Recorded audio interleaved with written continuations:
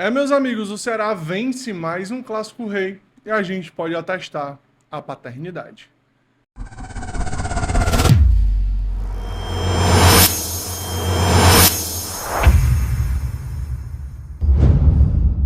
Fala comigo, meus amigos. Sejam bem-vindos a mais um vídeo aqui no canal do Gigante e esse é o nosso pós-jogo de vitória. O Ceará vence a equipe do Fortaleza, consegue respirar no Campeonato Brasileiro da Série B. Nesse momento, o Vozão é o nono colocado e respira novamente na competição, né, meus amigos? Jogo duríssimo que poderia ter uma reviravolta muito grande, né? E que bom que acabou da forma que acabou, com mais uma vitória do Ceará. E há 15 jogos o Ceará não perde para o seu maior rival. É paternidade, meus amigos. Nesse vídeo aqui vamos dar um giro também na rodada da Série B, o que aconteceu com os jogos desse sábado, o que foi importante pro Vozão, o que não foi, como é que deixou de ser. Vamos trazer tudo para vocês aqui, pra gente ficar de olho, né? Mas eu quero começar falando realmente desse jogo. Um jogo distinto, dois tempos totalmente diferentes. O Ceará segue jogando apenas um tempo e isso é muito preocupante. Mas dessa vez jogou o tempo definitivo, né? O Ceará no primeiro tempo foi inoperante. E o Dieguinho comete um pênalti besta, né? Um pênalti extremamente infantil em cima do Mailton. Ele mesmo cobra e abre o placar. Fortaleza naquele momento era melhor na partida, o Ceará estava entregue. E o primeiro tempo foi inteiro do Fortaleza. Os caras conseguiram criar várias oportunidades, inclusive oportunidades de conseguir ampliar o placar. E mesmo quando o Ceará volta para o segundo tempo, e já volta com mudanças, né? Ele já tira o Fernando e coloca o Sanches no jogo. Eu ainda acho que o Ceará não estava bem. E o Fortaleza continuava melhor na partida. Mas aos 11 minutos, o Melk faz a primeira finalização do Ceará no jogo. E depois disso, cara, uma jogada pelo lado esquerdo, o Sanches faz a jogada, o nosso queridíssimo João Gabriel pega a bola, faz o cruzamento para a área, o Enzo briga pela bola, inclusive que entrada do Enzo, tá? Muito bem no jogo. O Enzo briga pela bola, passa para o Melk e o Melk ali como num toque de bilhar faz um belíssimo gol, uma tacada perfeita para o fundo da rede tricolor. E o Ceará abre o placar do nosso lado, faz um 1-1 e o Fortaleza sente muito aquele gol. Fortaleza não conseguiu fazer mais nada durante a partida. E 10 minutos depois, o Ceará consegue fazer o gol do 2-1, né, com o Melk cobrando escanteio, o Júlio César faz o gol de cabeça. E até aquele momento o Ceará já tinha criado algumas outras oportunidades de virar o jogo. O Ceará era muito melhor no jogo. Teve oportunidade com o Sanches, oportunidade com o Matheus Araújo.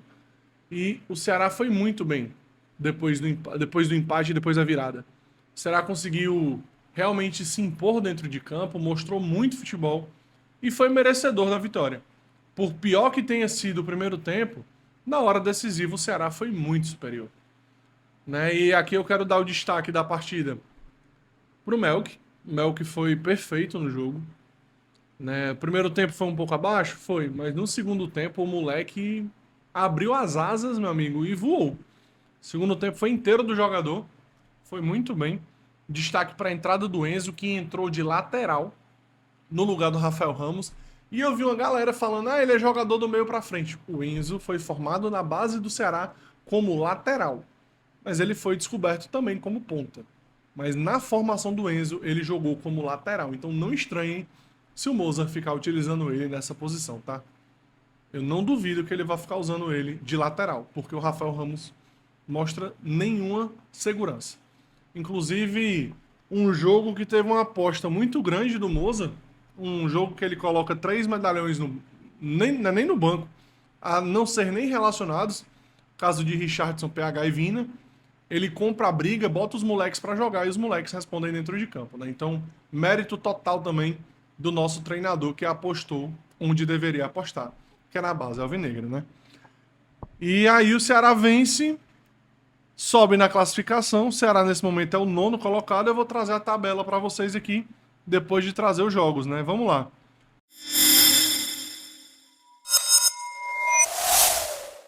Nos jogos do sábado tivemos o 2-6 do Operário com o Náutico, o empate em São Bernardo em 1-1, vitória do Goiás 1-0 e o empate entre Cuiabá e Novo Horizontino em 0-0. Já hoje tivemos um empate entre Atlético e Juventude, vitória do Vila Nova, vitória do Ceará, empate de Criciúma e Goianiense, vitória do CRB em cima do Sport, aqui o resultado mais surpreendente da rodada, e amanhã a rodada é encerrada com Ponte Preta e Avaí. E a tabela de classificação nesse momento tem o São Bernardo ainda como líder, com 17 pontos, Náutico com 16, Sport 16, Vila Nova 16 e o Fortaleza fora do G4 tem 15 pontos. O Goiás é o sexto com 13, Novo Horizontino 13, Criciúma 13, Ceará 13, Juventude 13. É o grupo dos 13, né? Só tem 13 aqui. Aí tem o Goianiense com 12, o Operário também com 12, CRB, que venceu o Sport, chega a 11 pontos, sai da zona de rebaixamento, joga a crise pra lá. O Atlético estaciona nos 11 pontos, Avaí tem 10, Cuiabá 10, e a zona de rebaixamento nesse momento tem Botafogo, Ponte Preta, Londrina e América. O jogo de amanhã, com a vitória, a Ponte Preta pode sair da zona de rebaixamento, tá? Caso vença. O Londrina já não. Então amanhã, em caso de vitória da Ponte, ele coloca o Cuiabá na zona e sai da zona de rebaixamento, tá?